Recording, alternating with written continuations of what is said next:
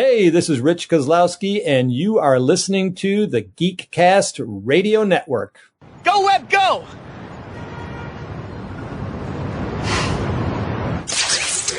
You've just jumped inside the pull bag. Join TFG1 Mike and the rest of the comic crew here at the GCRN as they make their great escape into comics. From DC, Marvel, and Image to IDW, Boom Studios, and Zenescope, we have everything right here. We cover things like Transformers, He-Man, superheroes, TMNT, and Radiant Black. Yeah, we have all that and so much more. It's all inside the pull bag here on the Geekcast Radio Network. So, without further ado, it's time to talk about the comics we're reading right now, here inside the pull bag. Hello and welcome to The Pull Bag. This is episode 497. We are 3 away from 500, folks. That's right. It's only taken me a decade to get a podcast with 500 episodes. I am, of course, TFG1 Mike, and today's episode is a very special Origins and comic reading / interview. I am here with comic book creator Rich Koslowski. Did I say that correctly or did I screw it up? Perfect. Koslowski. Yep. Koslowski in German. You're dead on it. Good. Rich has been in the comic book industry for 3 decades or more. He wrote a geek guide to picking up girls. He's written a bunch of other stuff. Currently, his new book out now is F.A.R.M System. When IDW sent the media information over to me, I was like, I looked at it again. I was like, oh, interesting. Because I am a huge baseball fan. I'm originally from Boston, Massachusetts, and if you don't bleed Red Sox in Massachusetts, you don't bleed anything. You still there, Rich? Okay. Yeah. Okay. I'm Milwaukee Brewers, but I get it. The Red Sox had a very, very interesting journey with that curse that lasted. How many years was it? Almost 86. Wow. 86 years. Yeah. 1918 to 2004, I think that's, I know it was 2004 when they broke it, and 86 years, and that 2004 team, holy crap. So we both love baseball. We both love comic books. F.A.R.M System kind of combines 2 of our great loves. It's baseball meets superheroes. Why don't you tell us all about F.A.R.M System? Give us the pitch, sir.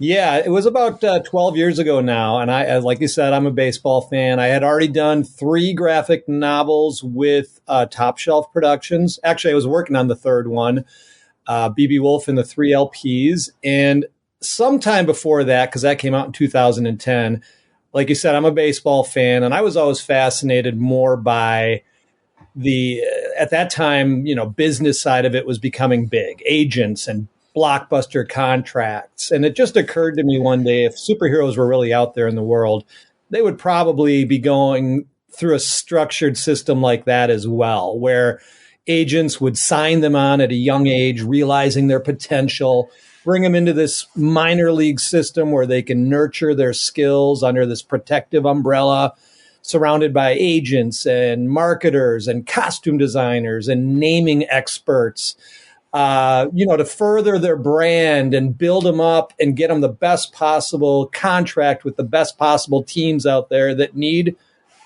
help when other heroes go down that are injured or killed in combat. How do they fill their rosters? Not everybody out there is a billionaire Bruce Wayne or Iron Man who can afford to do this out of the goodness of their heart. Some of these guys, they need to get paid, and they're risking their lives. And I thought it was an interesting angle that I hadn't really seen done before. So I was very excited about it. I immediately pitched it to Chris Staros at Top Shelf, and he was all on board. Let's do this for your next book.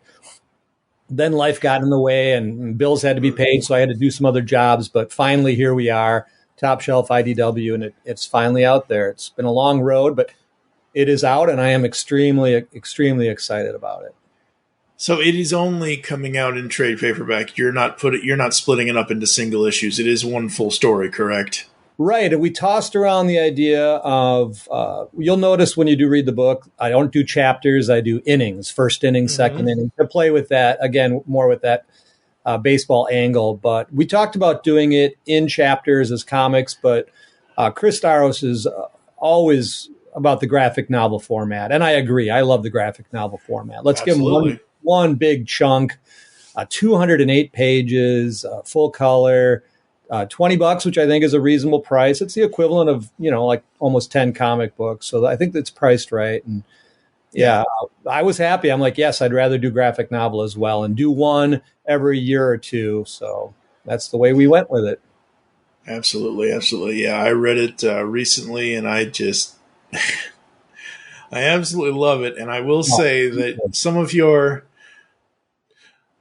little allegories and little snides that get in there, I was like, I know, I felt like Chris Evans. I know that reference, but it's like, it's one of those things where as soon as I saw the one character who is sort of Wolverine-ish, heck, even people in the book mistake him for being Wolverine. Right. As soon as they did the snicked, I'm like, hey, I've got a clip of that. So I interviewed Steve Bloom years ago now, and I have a clip of him actually saying it. So I'll throw it in here somewhere. It's absolutely hilarious. Yeah, that's fun. Yeah, it's just so fun. And yeah, I mean, I don't want to spoil the book for anybody, but there are just so many interesting things that happen in this book. And if you like baseball and you love superhero, you love them both, baseball and superheroes, you're going to like this book. It's very interesting.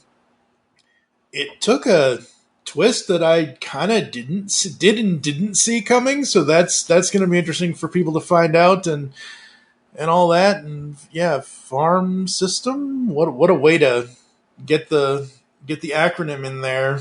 Yeah, we played with the acronym because F.A.R.M system is just a name. It's a system, that people in the minor leagues use. Where they nurture and grow talent like you would on a farm. And I took it and acronymed it so that we call it. It stands for something else, which I guess I can say it. It stands for Free Agent Recruit Management in my book because they didn't want to get sued by baseball, so they have to cover all the angles and cover all the bases, so to speak. And we had to be careful using names like Wolverine or Superman or identifiable real-life superheroes. We can't draw them in the book, but we can make mention of them. And that was really important to me because I wanted comic book readers that have been reading comics for decades and know who Spider-Man is and Wolverine and are fans of them to make the connection that my system exists in that same universe. These guys might never actually mingle with those other super characters, but you can mention them and, hey, they exist in the same universe so they can familiarize, they're more relatable and have more fun with my characters in that same world, so to speak. Hence the Wolverine mistaken identity angle, which is a lot of fun. Yeah, it was a lot of fun. And then you even bring it back to comics with the Golden Age gentleman. I forget off the top of my head what the character's name is. Bullet Prof. What was it? Bullet Prof, which they often call him Bulletproof by accident. Bulletproof, yeah. Bullet Prof, yes. And oh man, those panels of him at the convention. Oh, people, let me tell you, it's gonna rip your hearts out because, I mean, I don't know that kind of stuff from experience, but like I said, you've been in this business for 3 decades now. I'm sure the reason why you wrote that part of his story is because that may have happened to you at some point. Absolutely, that is my favorite 9-page segment in the book. A lot of what I myself and a lot of people probably go through in life and their careers is that frustration of, I know I could have made it bigger if somebody would have just given me the chance. Yeah. And that's what this is all about too. A lot of minor league baseball players probably are just as good as some of the guys that did make it. And just by bad luck or unfortunate happenstance, never got the call. And they just toil away into obscurity. And I believe that happens not only in baseball or in comic books, but in a lot of jobs out there. They didn't get called up because they didn't know the right person or the timing was just off. And that 9-page segment with the aging character called Bullet Prof really hit home, and I think a lot of people are going to connect with it, especially a lot of comic creators that have been in that situation at conventions. And we won't say too much more, but definitely was my favorite. If there was I told Chris Staros at Top Shelf, if there's a trailer for a movie at any point, I want that to be the trailer. Absolutely. Yeah, no, that, because that would definitely bring in the audiences. I mean, that's just, and then obviously, you go back to the business side of what happens afterwards, which we won't get into that. But let's talk some comic books. So I assume, and I, assuming is always an issue, but these first 5 or 6 questions are general comic questions, and why would you be here if you didn't like comics? But did you grow up reading comics, and at what age do you first remember reading or noticing comics? This question is awesome for me because I remember the exact place I bought my first comic and the exact comic it was. And it's surrounded by a story of great tumult in my life. I had to go to the dentist as a 7-year-old boy. But before we went to say hi to my dad, who worked, he owned a meat department that he ran in a PDQ food store. And they had a magazine rack. And I was walking by, again, I was only like 7 years old, and boom, I saw this phenomenal thing. What the heck is that? I have to have it. It was a comic book with a dynamic cover of 2 guys fighting in a boxing ring. It was The Thing and the Hulk. It was Marvel Superstars #1. And I got it, and I was so happy. And my mom, 25 cents or whatever the cover. Okay, and then I took it to the dentist's office, and I was reading it in the dentist's office, and then I got called in for my appointment. I got the gas, and I came out woozy, and I left my comic book at the dentist's office. And halfway home, oh no, Mom, my comic. And Richard, we're not going to turn around for a 25-cent comic. It's funny because I had repressed that memory until like 20 years ago, because this happened when I was 7. I'm 54 now.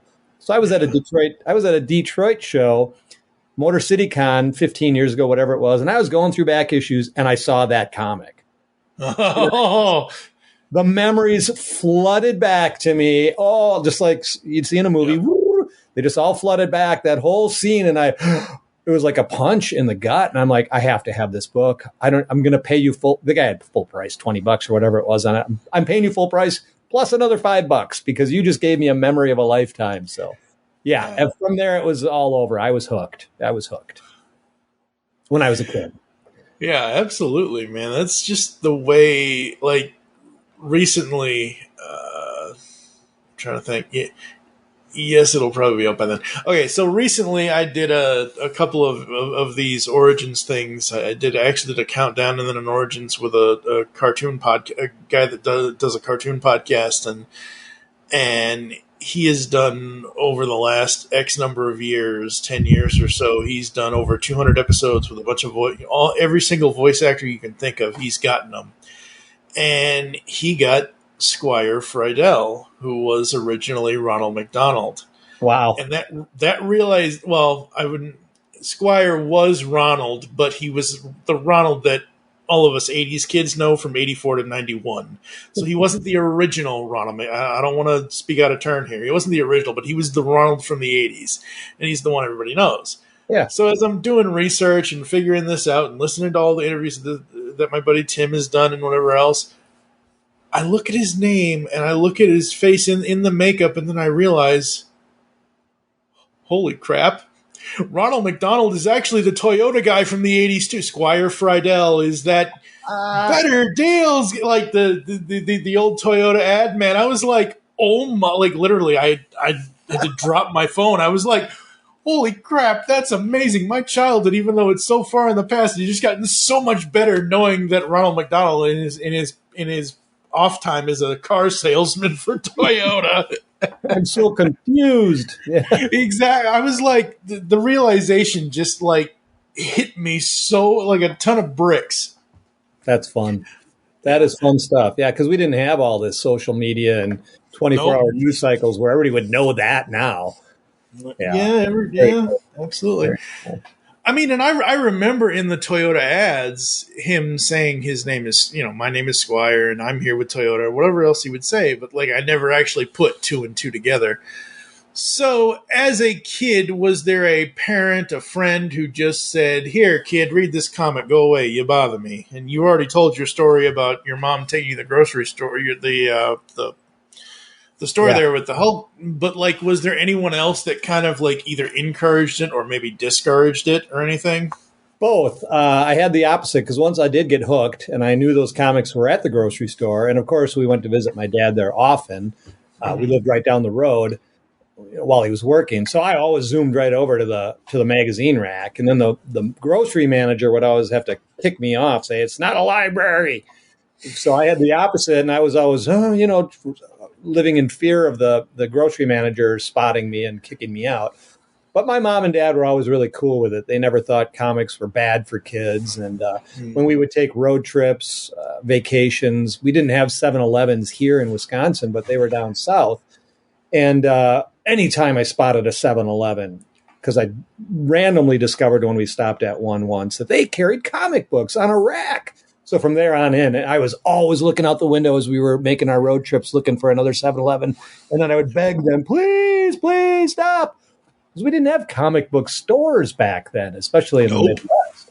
So they were very, okay. And then I would run in there and run and pick up comic books. And so that was my youth, scouting for comics and finding them. And then, of course, I read in the mags that you could subscribe. So I did that.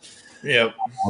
I was hooked. And very few other kids in the 80s or 90s read comics. And it was kind of at that time you were a closet comic collector, especially if you were interested in a girl and they were going to come over to your house, hide all your comics. They weren't cool for a while. Until like all of a sudden the 2000s when the movies started hitting. Now they're cool again. So that was my youth. I want to be young again, right? So as a kid, which characters were your favorites? As a kid, definitely Spider-Man, the Fantastic Four, the Avengers, and then it must have been when I was in 7th or 8th grade, which was 1980, 81, I discovered the X-Men. And up until this point, I really didn't pay attention to who was writing the books or drawing them. But when I found the X-Men and for some reason, something reaction happened in my brain that I really connected with John Byrne's art.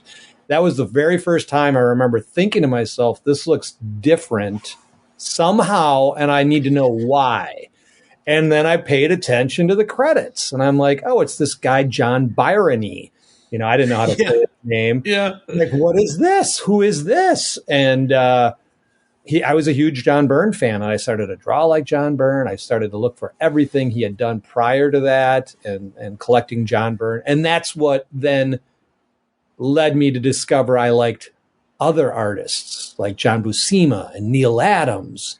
And I started tracking down everything these guys did. Then I was looking for artists because at that point it was all about the art for me. And then as I got a few years older, then I started realizing who the writers were as well. And I, maturing, started to know which tandems worked best, which combinations, and then the inkers and all that. So then I was looking for specific writers and artists. But I was mostly a Marvel head. I had a Kmart down the road, and they collected those pocket books. So in black and white, I got Legion of Superheroes. I thought that was a phenomenal book. And I was always a Batman fan because of the TV show as a kid, reruns. So always a Batman fan. So I always got Batman books as well. I have a Bat Cave in my basement here that I built a few years ago. But as a kid, I started with Marvel, definitely Spider-Man, Fantastic Four, Avengers, then the X-Men, Legion, and then everything. After that, the floodgates opened, and I just took whatever I could get. Every DC and Marvel equally. Dark Horse was huge for me for a while there in the 90s when I thought Marvel and DC had kind of sold out with all the foil covers and all that stuff. Oh, God, foil covers. Yeah, right. Oh, God. We all got bamboozled by those. So, Yep. yeah. Yeah, the funny thing about Marvel and DC is because they are now currently in this day and age owned by two very different companies. Right. My one wish will never happen. A digital version on whichever comics app you want to have it on. DC versus Marvel. Yeah. I have the trade sitting right here that that thing, say what you will about 90s and what DC and Marvel did in the 90s and even the book itself, but like that was a thing that is probably never going to happen again, and I've got it sitting right here on my little table, and I'm just like, oh, God. And when I was trying to look for it again, I was like, oh, like I could only find either issues 1 and 2 or 2 and 3. I could never. And when I was looking for the trade, I'm like, why is this trade like 70, 80, 90, 100? Like, I mean, I get it. I kind of get it, but I don't know. But it is what it is, and I have it now, and we will be covering it at some point here soon on the show. They'll do another one. They'll do another one. They'll do another DC versus Marvel. I liked that when it came out, too. That was the event of all events. But I wish some of those battle scenes, I wanted more from those battle scenes, more than 2 pages. I wanted Wolverine and Lobo going for 12 pages straight. Wasn't it Wolverine versus Lobo in that one? I think I'd have to pull it. I'd have to thumb through it to see. Captain Marvel against Thor. That deserved more than 2 pages. Yeah. So, but yeah, they'll do it again. I bet you they do. Let's pitch it to them. I don't know. I mean, I don't want to get too far in current era as far as stuff going on, but DC seems like it's going down with the rest of the. I don't know what's going on at Warner Brothers now. I know, but I don't know. It's like, oh, God, and it's kind of sad. Yeah. So you mentioned you're more of a Marvel guy, but you do still like DC. What was your besides the Adam West show, what was your this is why Batman is my favorite from DC? Because I just did another interview earlier today, and one of the things about my book that I wrote about that I find appealing, like why is the main character in my current book, The Gymnast, the main character? And it's because, there's Supermans and there's Thors in the world. But for every Superman and Thor, there's 100 of those overachieving, good at hand-to-hand combat, acrobatic, great leadership capabilities characters that we as readers know we can't be Superman or Thor. But hey, maybe if I went out in the backyard and really practiced, I could be Hawkeye, So Batman's one of those guys, too. He doesn't have any superhuman abilities. He's a guy that's obsessed and driven, and maybe I could be Batman, Again, you'd have to come up with the gadgets, and it helps being a billionaire. But I think with a little ingenuity, you could probably come up with some grappling hooks and, train in the basement long enough to become Batman-esque. Put on a Kevlar vest and put the little bat symbol on it and maybe go out there and kick some ass. So he's just one of those relatable heroes that maybe I could actually be, so that's where I connect with those kind of the superheroes. Yeah, absolutely. And with your character, the gymnast, I was like, wait, whoa, that's because you don't see that, all the Olympic heroes that we do have and have had over the generations. Yes, gymnasts are, Olympians and everything else, but you don't think it's one of those things where you don't think that a gymnast could be a superhero, but he sure is. Yeah. And that those rings don't need a power battery. Correct. They do not. No spoilers, but the gymnast is awesome. He is an awesome character, and I hope fans connect and are relatable with him to the same way they do relate to guys like Batman. And they're imperfect, they have problems, and my gymnast guy certainly has some mountains he tries to climb, and he never gives up. But we'll leave it there with the gymnast. He's pretty cool. Well, you said mountain, and I'm not going to spoil this, but yes, what is that a bad Adam joke? Yeah, Mountain. Yeah. So the other thing he's a character in my book called Mountain. It's hard coming up with original names for characters, by the way.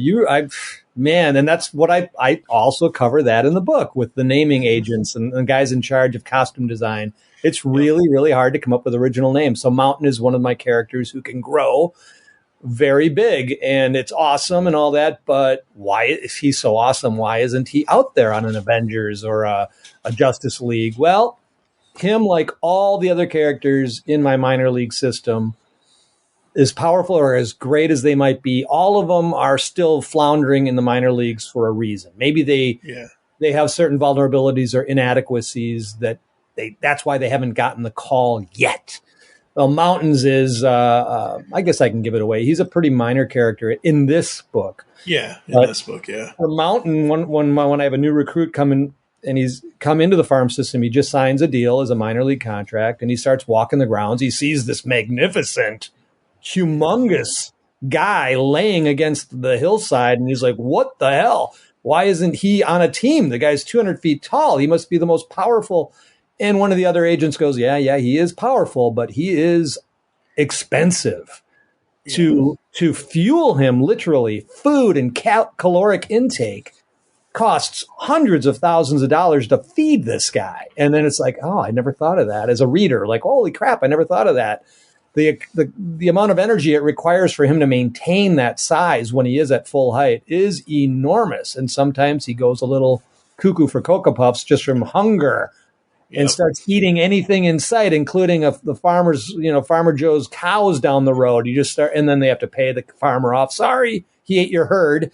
So things like that. And let's face it, if there was a guy who could grow to 200 feet tall, he wouldn't do it in seconds.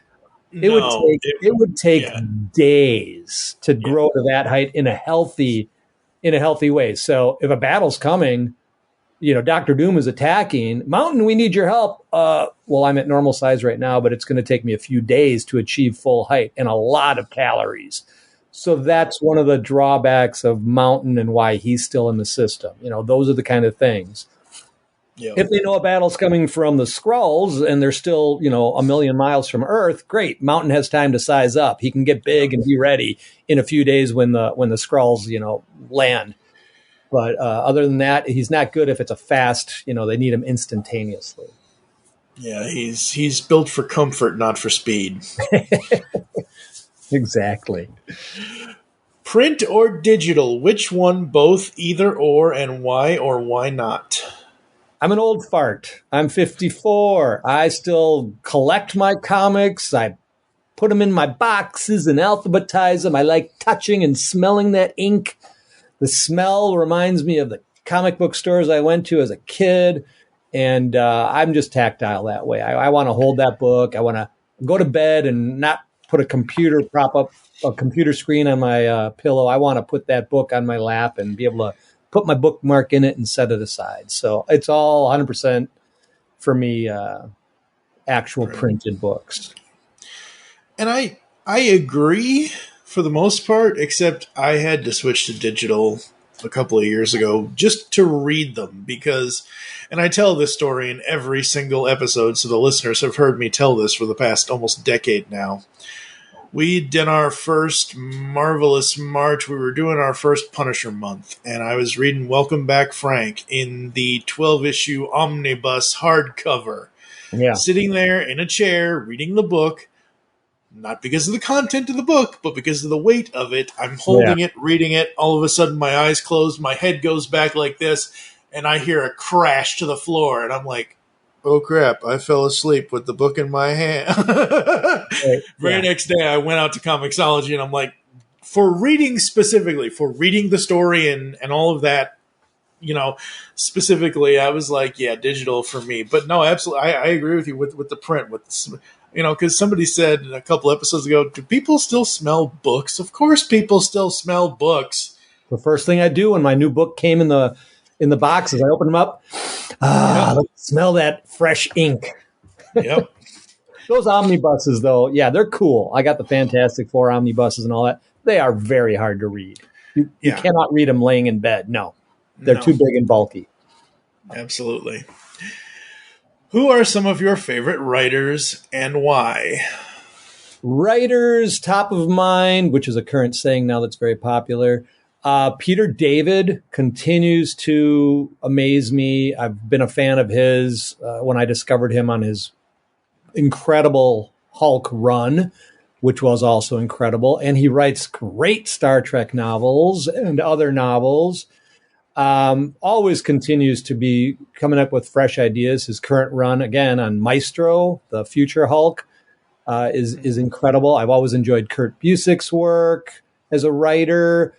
James Robinson, when he burst onto the scene, like taking old DC characters, when he did that Golden Age, I don't remember, it was a 3-issue prestige format thing that came out in like the late 90s, early 2000s, the Golden Age, where he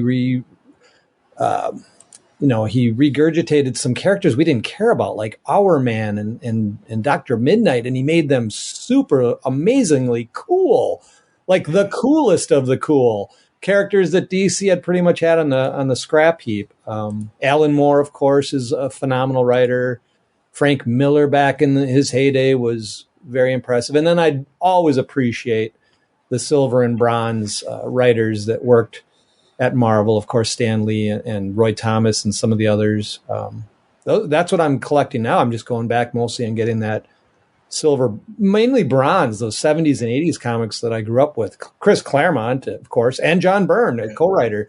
Yeah. So I would say that those are some that come to mind. And then there's some independent writers that I think are amazing as well, like Seth, his work that he's done over at Fantagraphics, a lot of the Drawn and Quarterly writers. James Sturm is really good. So I could go on and on and on, but those are some of those that instantly come to mind.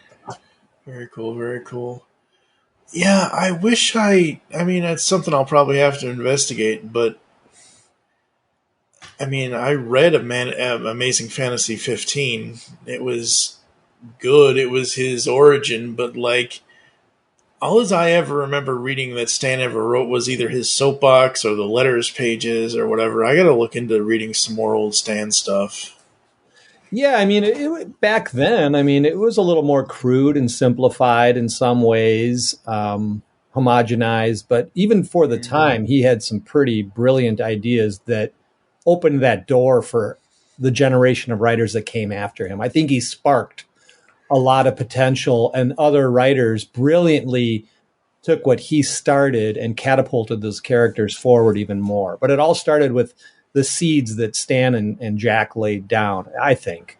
So you got to give credit for that. You definitely have to give credit for that. Absolutely, hands down. You know, we are not worthy. We are not worthy. Absolutely, they are amazing, and they were amazing, and you're right. They are people who laid the groundwork, and people have to pick it up from there. And like for me, I was always.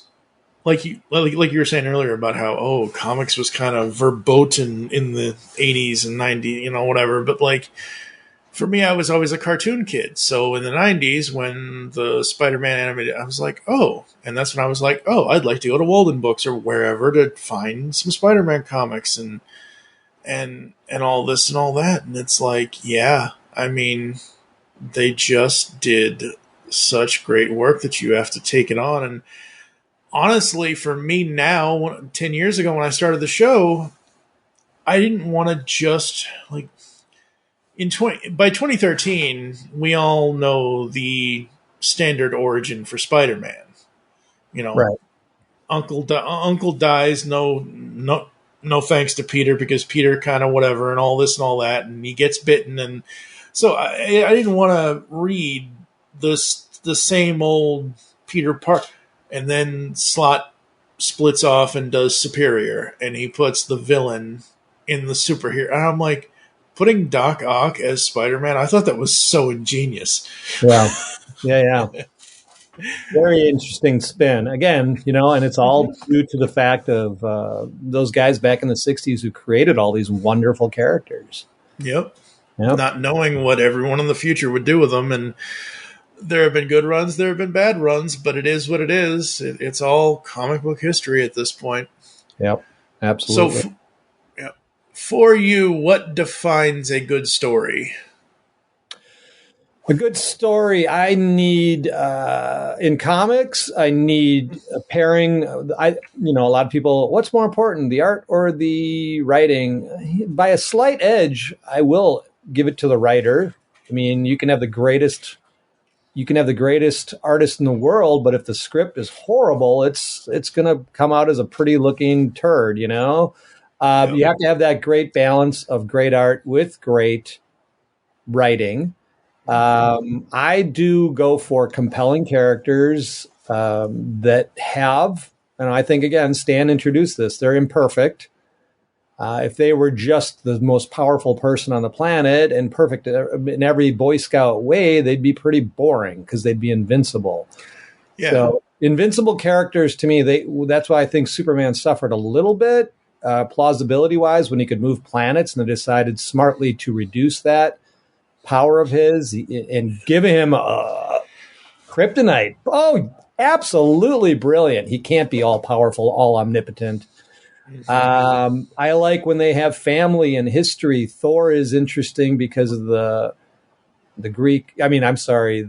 Norse god mythology that comes with him, and you got that rich mythology behind him. But every good hero needs a good villain. So if you don't have a good villain, and I think some really interesting characters have fallen by the wayside, some interesting heroes, because you don't know who the villain is and there's really no counterpart to them. I mean, you name a Spider-Man villain, you could name a dozen of them. Fantastic Four, Superman had his great villains. Batman, oh my God, his rogues gallery.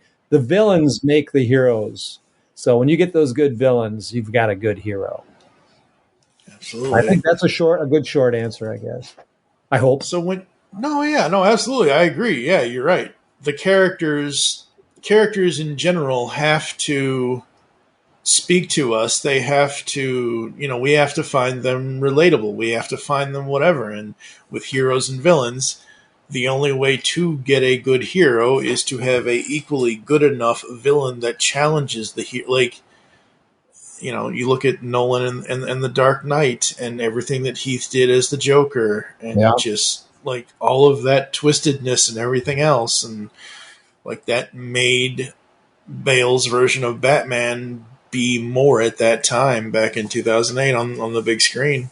Right, exactly. Yeah, there was gravitas with those movies. Those movies got you in and riveted. I just never wanted those movies to end. Just the tone. I don't think anyone wanted them to end. Yeah. I think because I'm younger than you. I'm only 42, 43, but I've lived long enough to where it's like I'm that reader that doesn't necessarily, like I mentioned earlier with Peter Parker's Spot, I don't need the origin, but I understand why the movies have to have the origin. So for me, Batman Begins, the best part of it for me personally was like the second half after the origin was already taken care of. Sure. Yeah. You and me and all of us other fellow comic book geeks, we all know we've read that origin 1,000 times. Yeah. We have to slog through it in another movie. Come on, let's get to. But for the other people out there, they need to see it. But I think absolutely, they're getting smarter with it. Like the most current Batman version of it, they touched on it, but they didn't hit us over the head with it. They pretty much realized at this point everybody knows what happened to Batman, so they handled it, they showed it, and they didn't ram it down our throats ad nauseum this time, which was great. Yeah, absolutely. So you have just come home from the weekly new releases at your local comic shop. You've grabbed a number one of whatever it is. It doesn't matter what it is. What does a story have to draw you in? So what does that first issue have to have for you to go back to the comic book shop the next week to get number two? A compelling cliffhanger, for one. I don't even necessarily it has to have a good setup. So, okay, well, you just mentioned that, and I did just go to the comic book store a few days ago, and I did pick up a number one. It was the Batman versus Robin. Of course, I know these characters. I've been reading them for, 45, 50 years, whatever the heck it's been. Love them and all that. And I was like, okay, I'm intrigued. Batman versus Robin. Let's see if it's worthy of getting issue number two, because I'm already familiar with the characters. Boy, there better be a good setup here. And I think in this case, mission accomplished. I definitely want to read number two. because the setup with Robin, why the heck is he fighting his dad, Batman, and what's making him go cuckoo for Cocoa Puffs all of a sudden? It was compelling enough. In this case, they have a built-in audience, so it's kind of a gimme using that as a reference. But if it's some new hero, what did I buy recently? That was another number one, the Berserker, the Keanu Reeves thing. I bought that on a whim, and I was like, okay, I'll read this. Looks good art, good cover. All right, Keanu Reeves. I'm not necessarily a huge fan of his, but fan enough.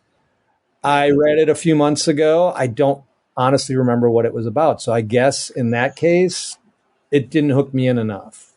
I don't know. Yeah. I don't remember why or for what reason. But if you give me a compelling character, a hint at a backstory that's compelling to me, but I don't want to know what it is right away. I just want that hint to keep me going. Like, that's what they did brilliantly when they introduced Wolverine. We didn't know for years what the heck was going on with that guy, why he had his berserker rages, where those claws came from, what happened. That is probably the most brilliant introduction of any single character I can think of.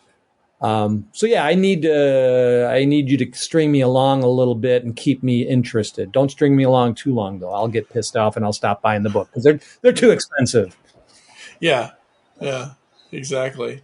I mean, don't get me wrong. Like, I understand why they are somewhere between $3.99 and $7.99, depending on page count. But like today's prices are anywhere from $4 to $8 for single issues, and this is why I normally wait for. Like, I don't mind plopping down $20, $25 for a trade because I know what I'm getting. I'm getting at least, like if you do with DC with volume 1, okay, so volume 1, okay, this is the first story arc, the second, whatever, fine, all that. So yeah, I mean, yeah, absolutely. And Wolverine, man, he just, boy, that guy.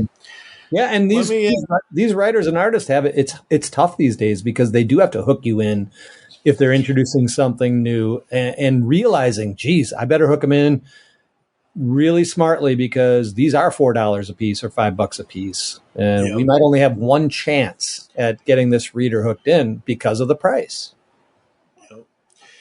And for me, I need to go back and find it. I know it's recent. The new Tim Drake series, I know people are saying a whole bunch of stuff about.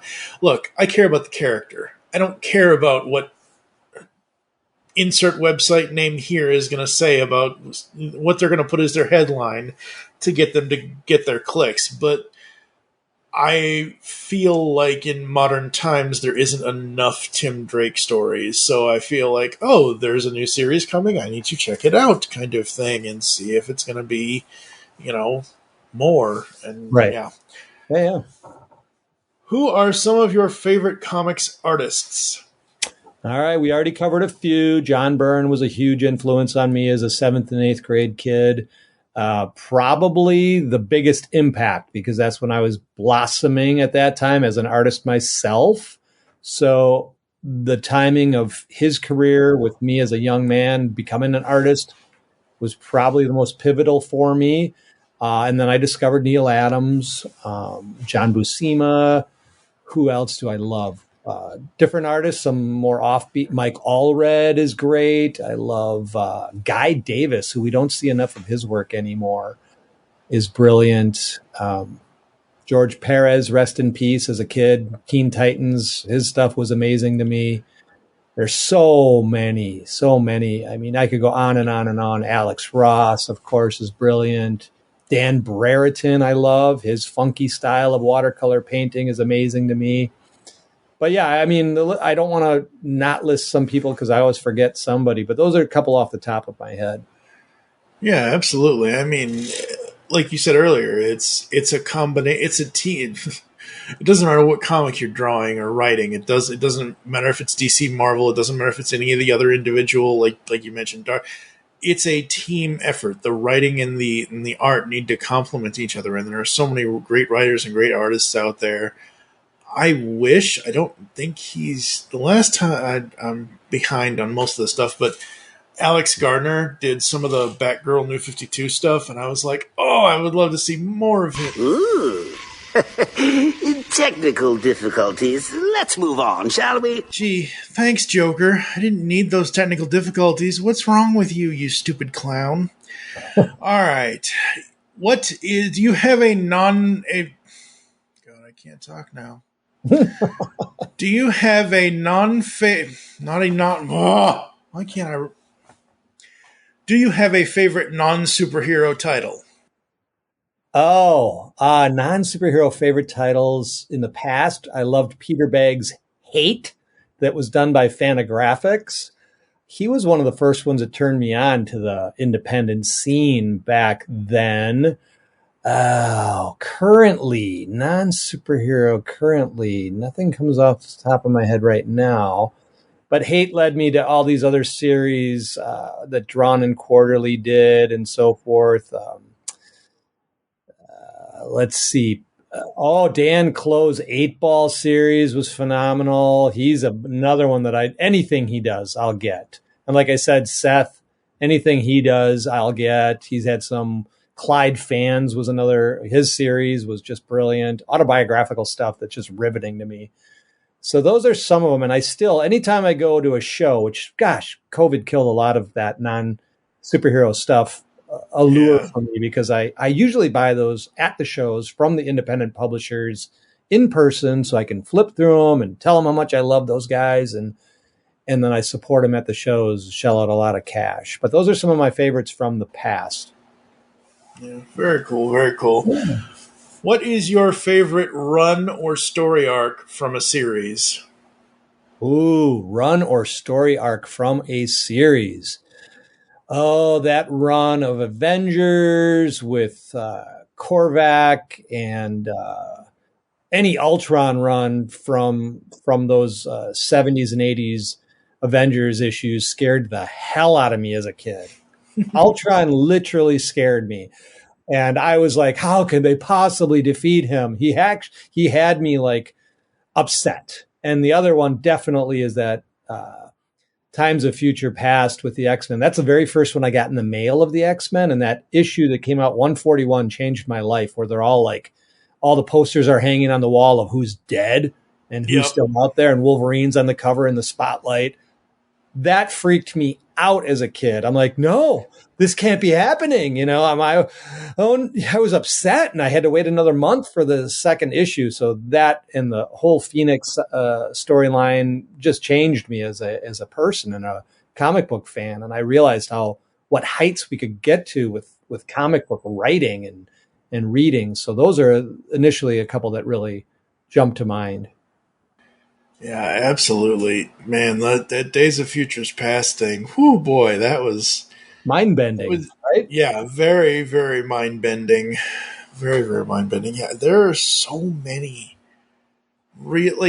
as much as people say certain things about 90s comics, and some of it is true, absolutely. It went a little weird in the 90s, but those late 70s all the way through the 80s, even up to the early 90s, a lot of those big stories, like Death of Superman didn't just affect those of us who were either watching cartoons or TV shows or movies or reading comics.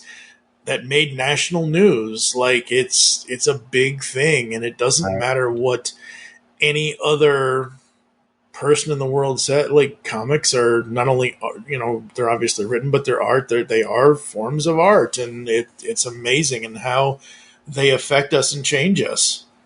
And I think in the case of the X-Men storyline we just talked about, those heroes really died in that future timeline. Yeah. And that was the first time I actually saw heroes die on the page in front of me. Colossus getting killed, and then Wolverine just getting, incinerated and killed. I was like, this is real. They're not going to pretend and undo it like in other books. No, in that timeline, those characters all got for real killed. And that was brilliant and brutal to me as a kid. And I was like, oh, wow, this is what we can do with this medium. This is amazing. So, and it caught everybody flat-footed. I don't think that kind of storytelling was being done until that point. And then we saw all kinds of those future storylines. They've done so much with it since. But yeah, that was very impactful for me. Absolutely. What is one comic you can read over and over again, single issue or trade? The ones we just mentioned for sure. I have done over and over and over. And there was a run of Marvel 2-in-1 where like the Thing was just brilliantly handled, where he fought Deathlock. What was that? Project Pegasus storyline? I think I've read that thing 40 times. And Quasar came in, Deathlock came in, then he faced himself, an older version of himself in issue number 50. Gosh, I've read those.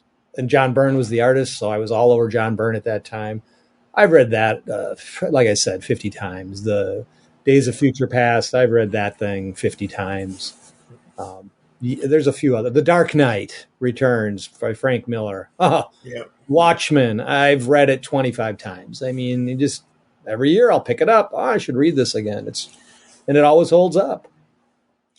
Yeah, and I don't ever think I never put anything in that.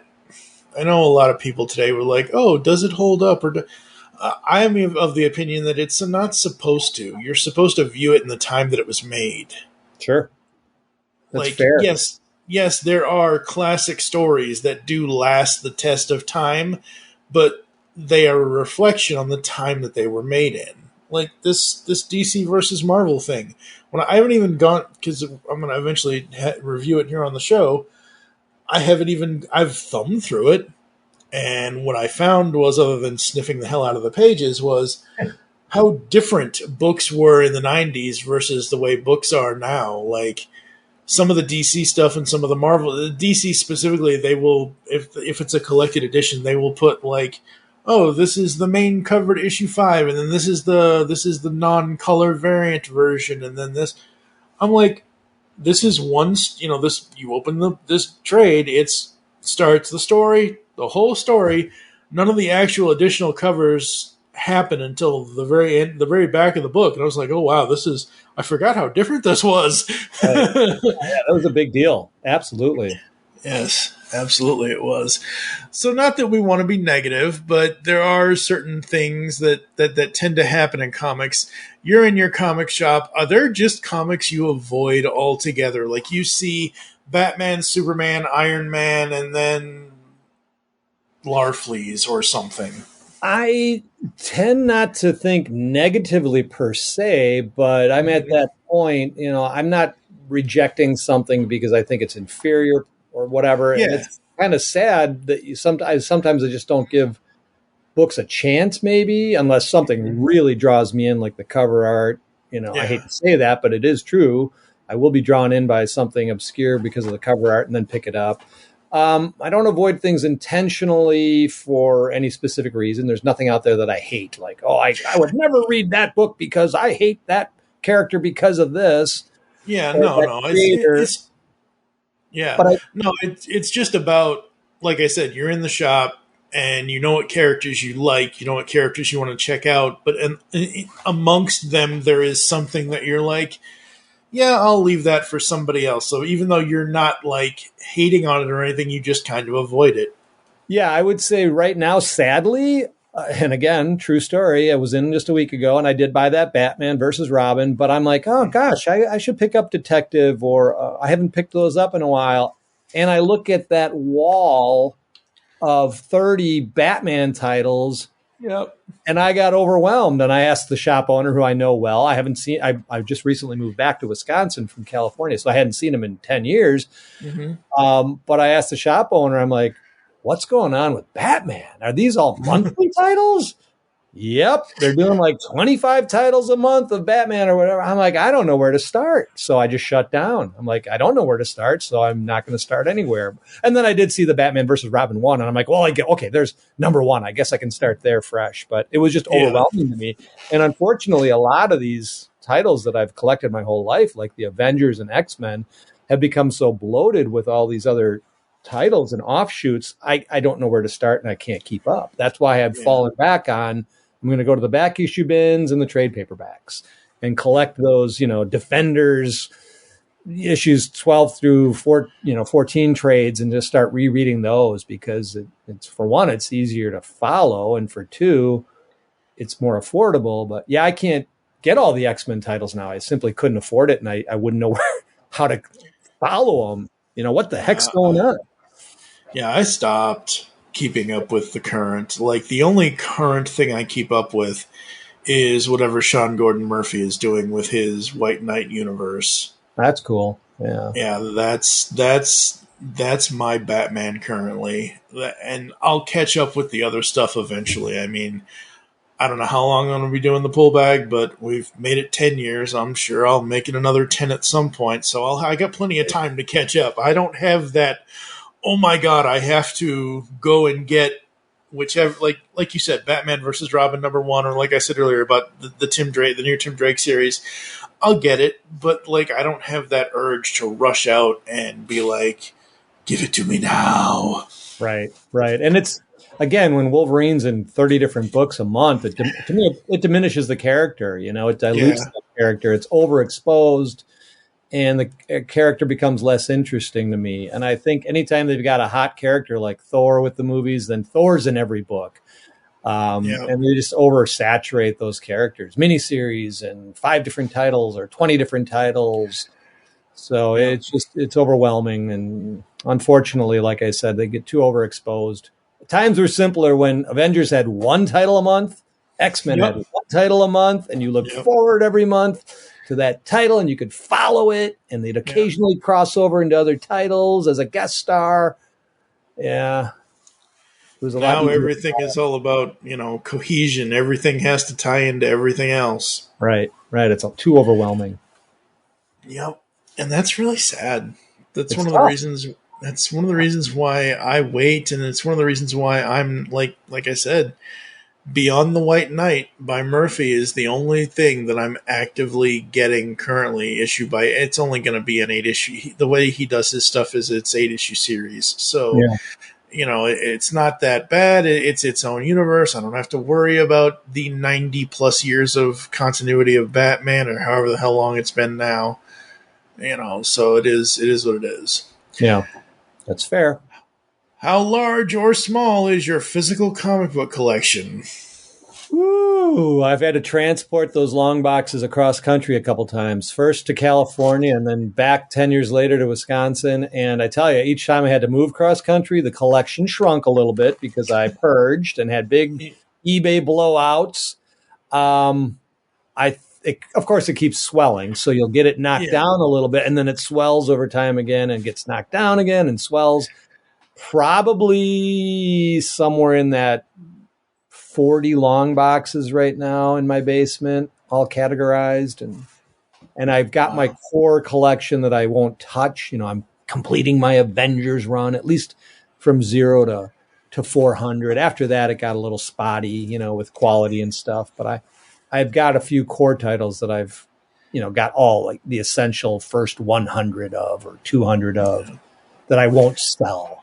But yeah, even now I'm doing local comic book shows, selling my own stuff, of course. But if I can get a second table, I'll throw some of my collection out there and sell them too, like stuff I don't collect anymore, or the title's a dead title.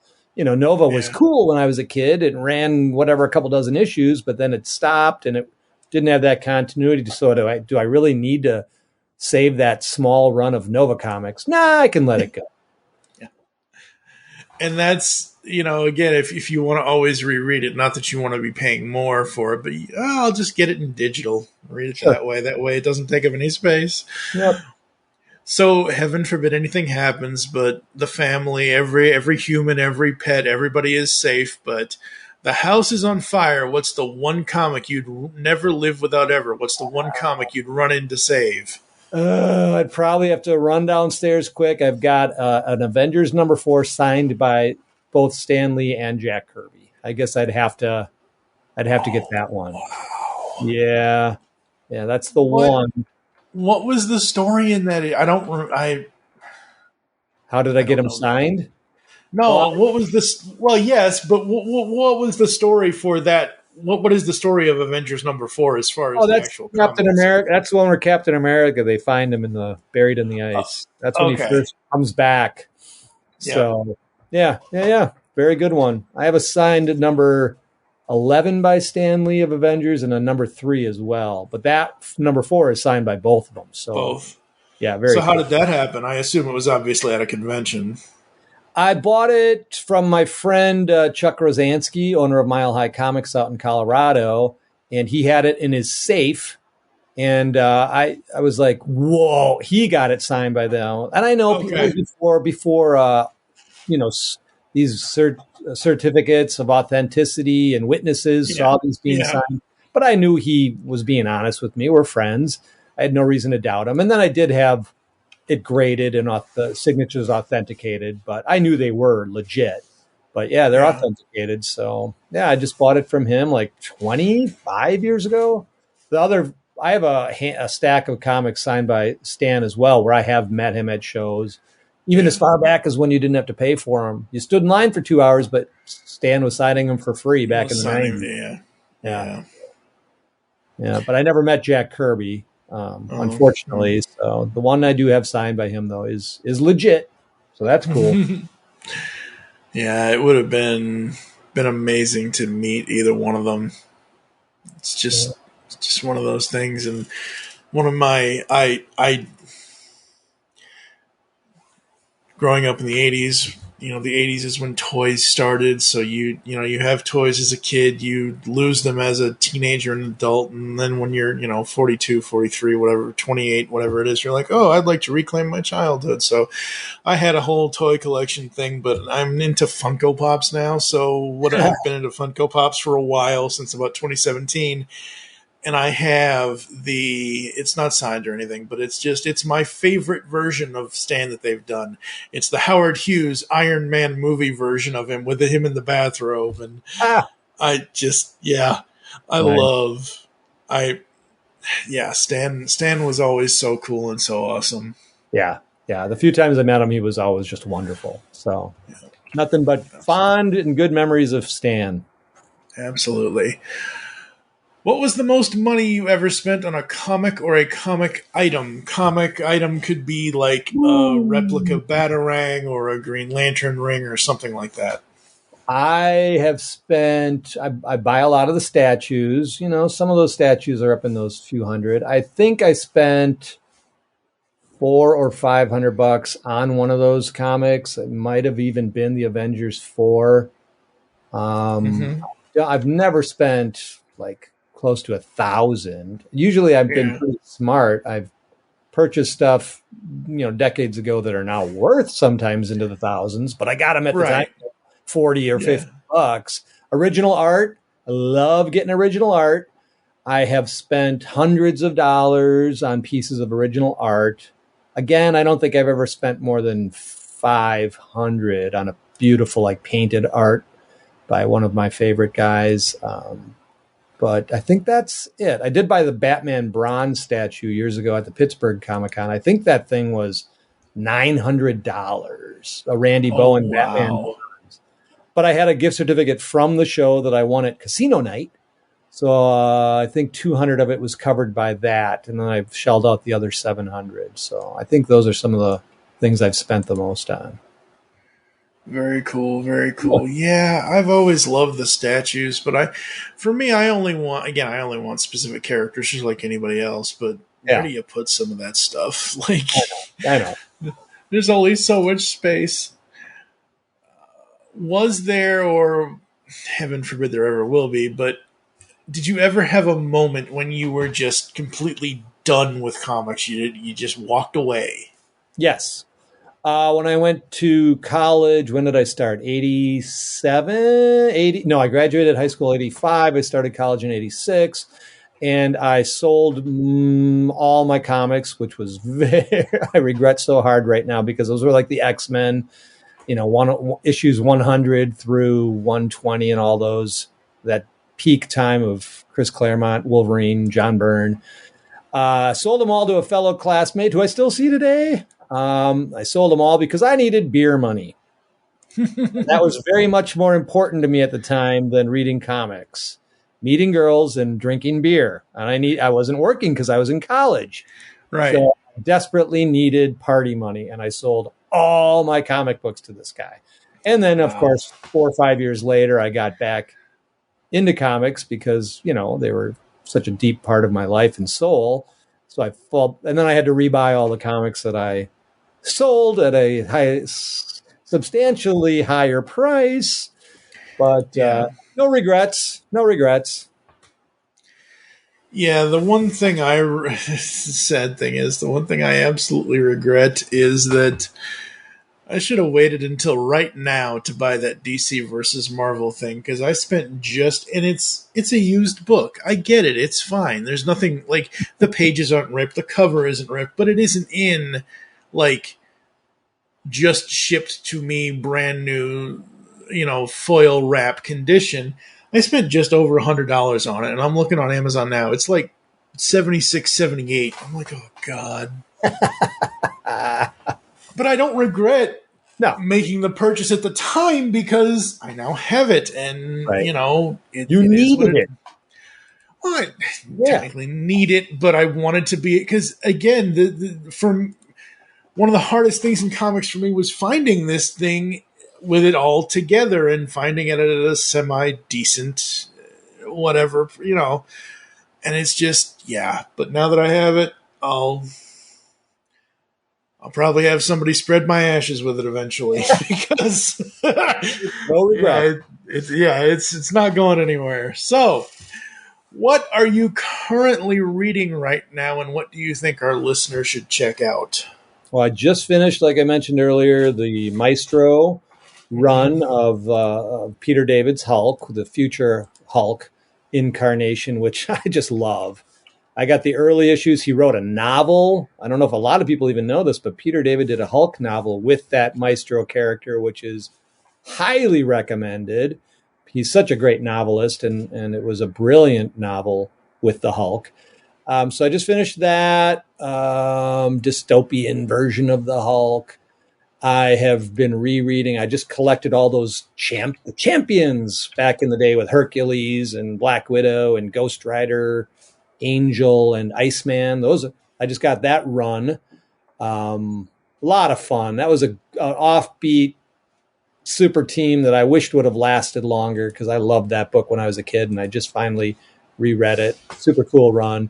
I've also been reading all my back issues. What have I been reading lately? Oh, like those old Tales of Suspense where they split the book in two. There was the Submariner up front and the Hulk in the back. I am loving those. Some of them are so clunky, and they didn't put the top artists of the bullpen on them at the time, but they are so charming, and I just can't get enough of those. And it's just a perfect format. I love those formats where they split the book into two different headline characters. And I've also been rereading my old Legion books. Legion, the Keith Giffen run. Oh my God. I reread that, where it was that, 5 years later. And that is a great run that came out, I think, in the 90s. So I've been rereading that. Definitely highly recommend that series. Very cool, very cool. Yeah, if you're talking single issues and then having a backup story, I want to be able to go to whatever book it is. I don't care what it is, whatever title, whatever character. I want a book of just the backups. Like, for me, like, those backup stories, I'm like, this has nothing to do with what I just read. Like, I feel like it's a huge disconnect. But I still want to read those stories eventually, kind of thing. I don't know. Yeah, those were cool. Like in Thor, they used to have in the back those little 3-4 page Tales of Asgard. Those were cool. Yeah, it took a few minutes to read, and a collection of those all put together, that would be awesome. That would be. Heroes, heroines, anti-heroes, and heroines, or villains? What archetypes are your go-to reads? Boy. Say it again. Heroes, heroines, anti-heroes, and heroines, or villains? What archetypes are your go-to reads? I still have the first one. I mean, it's all about good guys in the end. Winning. I'm sorry. I mean, I love the Punisher as an anti-hero, and I had my day as a Punisher fan, and that was really cool to me. But ultimately, I think, just like when I was a kid, I want to see a happy ending. That's one of the reasons I guess I'm in the minority in this, but the movie Logan, which a lot of people loved, I found to be sad and depressing, because I felt, what were they all fighting for this whole time? If that's the ending of all these heroes I loved reading as a kid, I want them riding off into the sunset on the horse and saving the day ultimately, and all ends well in the world. So that kind of viewpoint didn't sit as well with me. So I like the heroes and heroines. Yeah, I want the good guys to win and prevail over evil. I think that's something we all kind of hope for, especially in this day and age where everything seems to be bad news. Yep, absolutely. Do you have a "my parents got rid of my comics" story? Oh, God, yes. But they've been so generous to me since I've forgiven them. But yeah, my dad, he wouldn't do it often, but every once in a while he'd get, when we were kids, like ticked that the basement was becoming a mess or whatever. Because me and my older brother, we live in a ranch house out in Menominee Falls, Wisconsin. In some parts of the world, there are no basements, but in Wisconsin, you have basements. And we would convert them from basements into living quarters, which was cool. So, we were two typical teenage boys and we were slobs. And every year or two, my dad would get ticked off. He's a mild-mannered, happy-go-lucky guy, but he hit his tipping point and he would just scoop it all up and throw it in the garbage cans while we were at school. And I came home one day and all my comics were gone because I was a pig and I was so mad. And at the time, they weren't worth a lot of money, but I would bring up to them 15 years later, remember all those X-Men comics that Dad threw away? He, of course, doesn't remember. I'm like, I'd probably have enough to buy a house right now if it wasn't for you doing that. Yeah. So, yeah, they did it a couple times. Then I got smart and I learned how to box them and take care of them, Yeah. So he wouldn't do that again. They were all put away.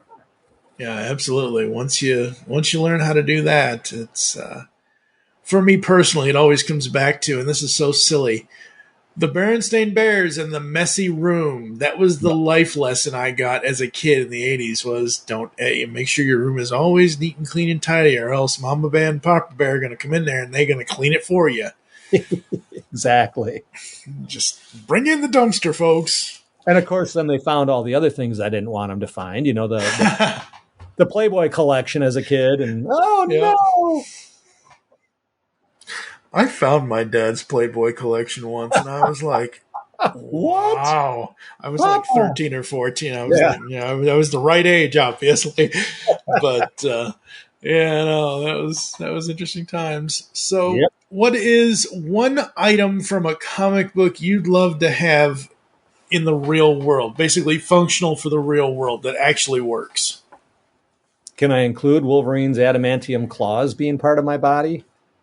As long as the doctors say you're not too old to have the surgery, sure. All right, I'll go with Dr. Doom's time machine. I'd have a lot of fun with that. I'd be respectful too, because I know all about the butterfly effect. If I went back to the dinosaurs and I ate a worm and it reset the timeline, I'd be very careful. But I'd have to have that thing. Would I save Abraham Lincoln? Gosh, that's a tough one. I don't know. I mean, what would happen, right? Poor Mary. Well, now they say he was.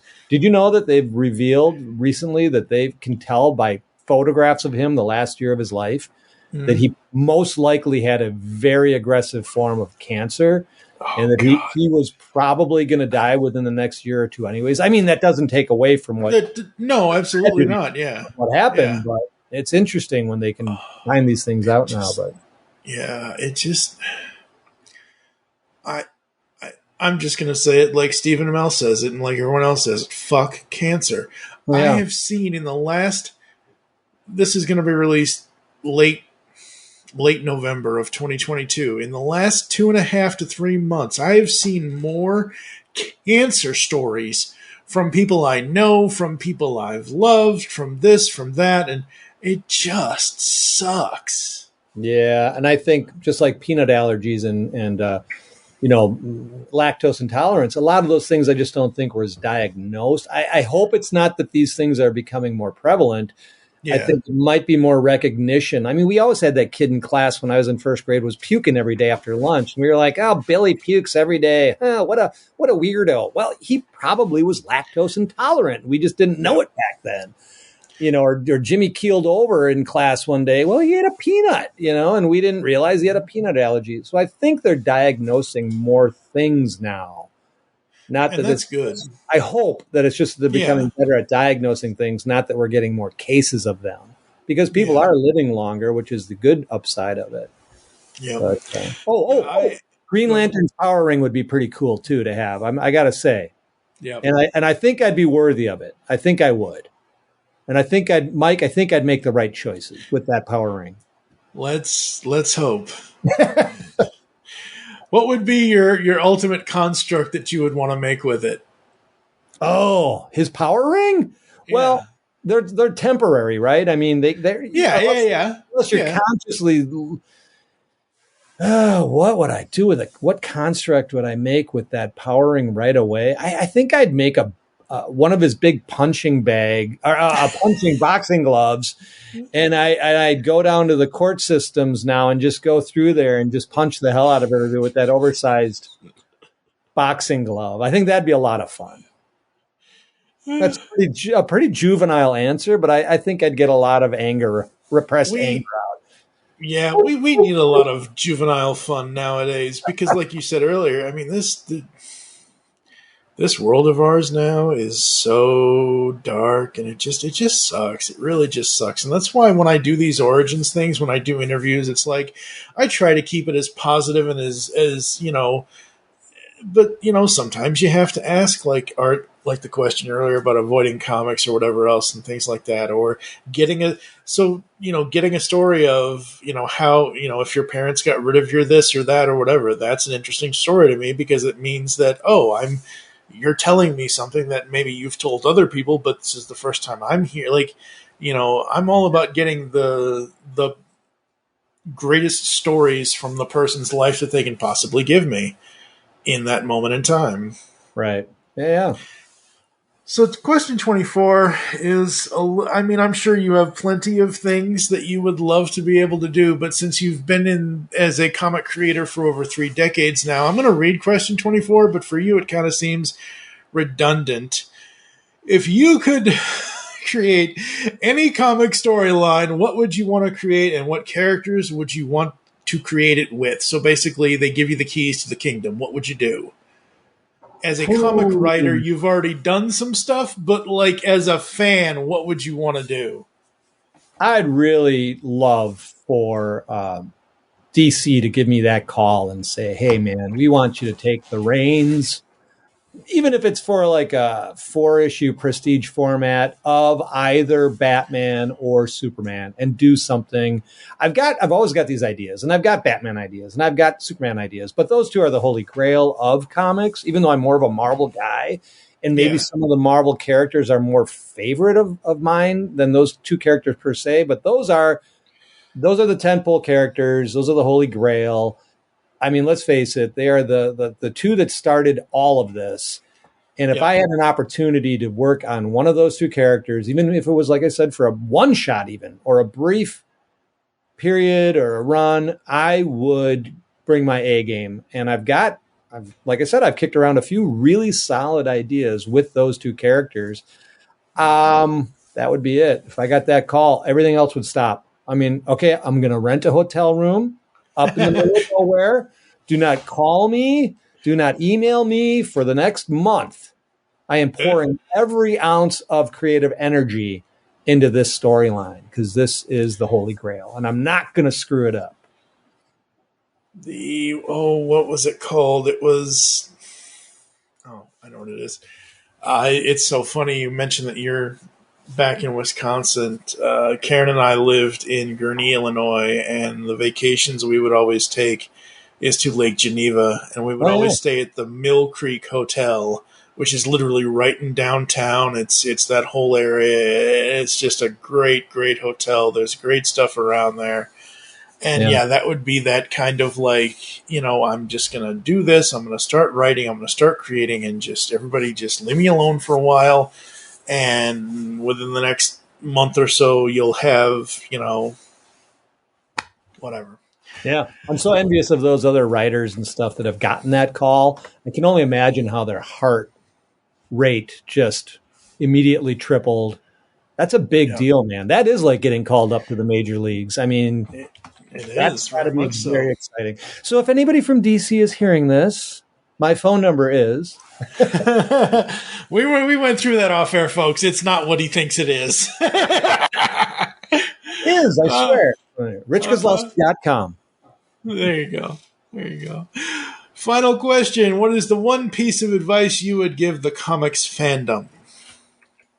The comics fandom, not somebody aspiring to be a writer or creator, just a fan?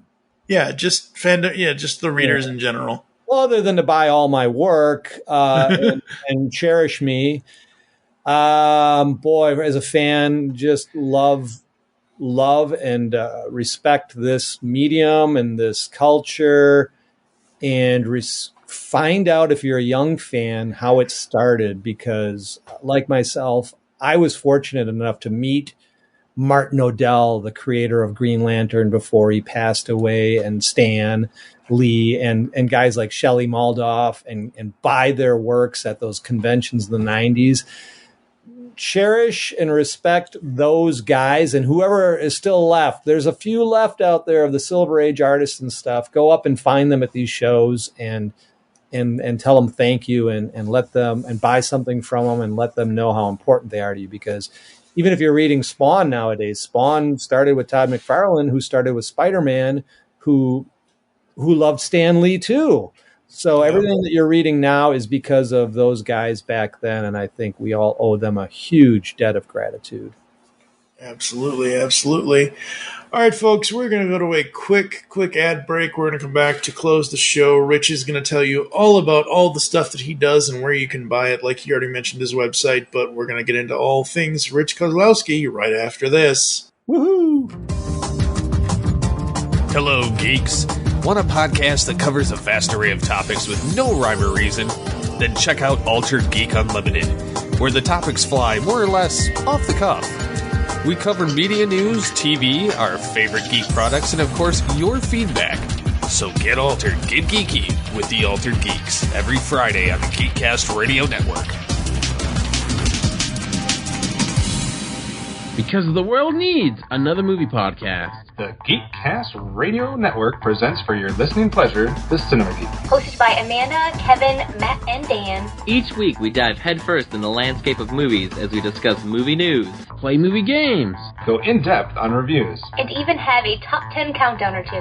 Also, don't miss our director retrospective series, where we review noted directors' movies, film by film. Bottom line is, if you love movies and love podcasts, you need to experience the Cinema Geeks. You can find us on iTunes, Blog Talk Radio, or GeekCastRadio.com. Hey, welcome to the Last Comic Shop Podcast, a comic book podcast that actually talks about comics. Yep, each week we open the shop up and read and discuss a comic. Sometimes we pair that up with comic book movies or TV shows. Or not. Lots of times it's just comic books and sound effects. Oh, yes, definitely lots of sound effects. So tune in on all the major podcasting platforms to the Last Comic Shop Podcast, or check out our library of evergreen shows at www.lastcomicshoppodcast.com. Like science fiction? Of course you do, or you wouldn't be listening to the Geekcast Radio Network. Well, the Marku 42's Universe podcast is an award-winning sci-fi radio show that's been around for over 10 years. We cover everything from Doctor Who to the MCU to pop culture and everything in between. A new show drops on Tuesday mornings on the GCRN website and all of the major podcast platforms. So listen to the Marku 42's Universe podcast from the universe and beyond.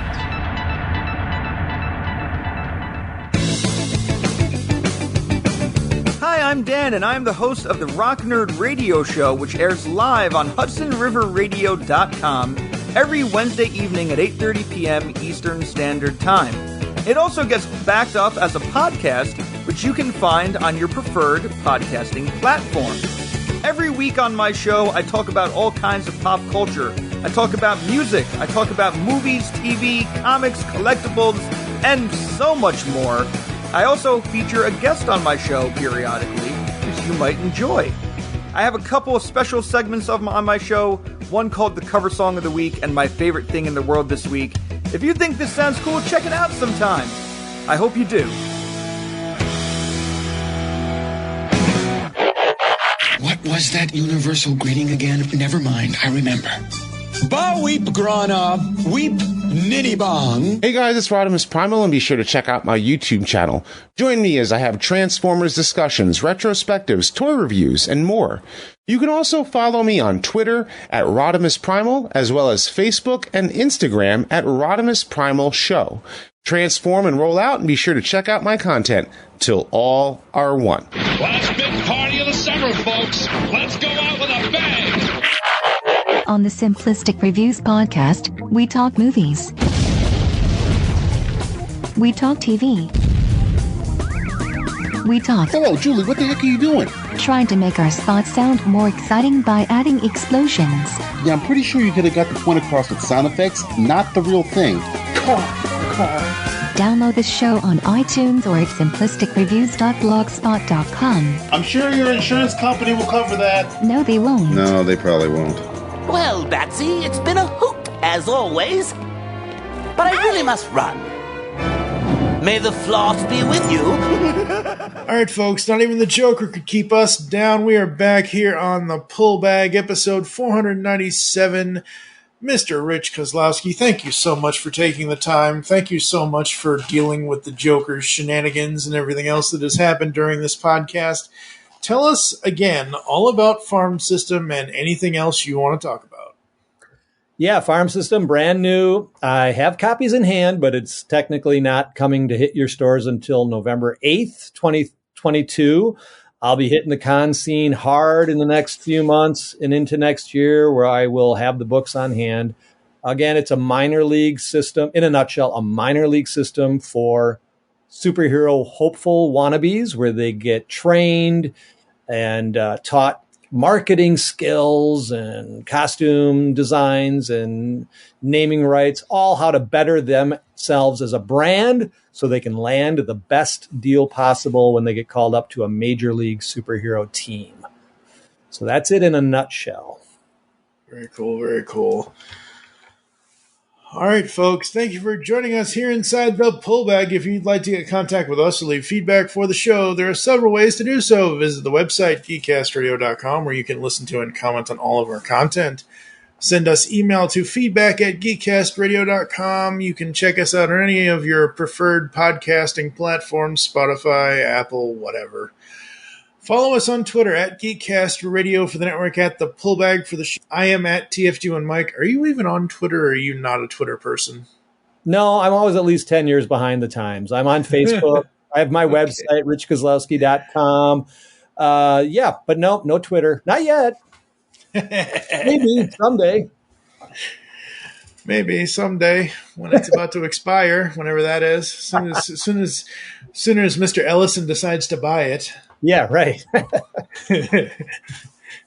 Like how I answered the other name instead of the actual name, huh? Sure. You can check us out on Facebook as well, Geekcast Radio Network, as well as the Pull Bag. Next time, I don't know. It's probably going to be an Origins episode. All as I planned from when I started this run, this road to 500, was I knew what episode 499 and what episode 500 were going to be. So I don't know what you're going to get next time, folks. For now, I am TFG1Mike with Rich Koslowski. Thanks you, everybody, for listening. Absolutely. Thank you for being on the show. As always, make it your great escape into comics, and we will catch you next time. Woohoo! You've just heard the latest episode of The Pull Bag, the GCRN's first comic review and discussion podcast. There are several ways to get in touch with us and leave feedback for the show. You can visit the website, geekcastradio.com, where you can comment on the episode and all of our different podcasts.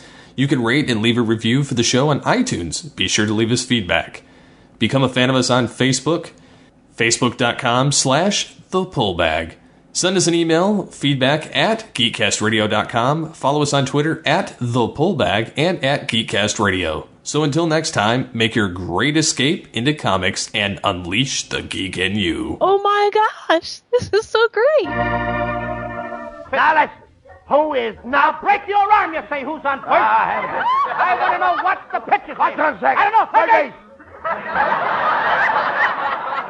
You got a catcher? Charlie. The catcher's name? Today. Today, and tomorrow's pitching. Now you've got it. Now I've got it. I don't even... Look, all we got is a couple of days on it. I can't help that. A couple of Don't days. get excited now. Who's getting excited? Take it easy. Take it easy.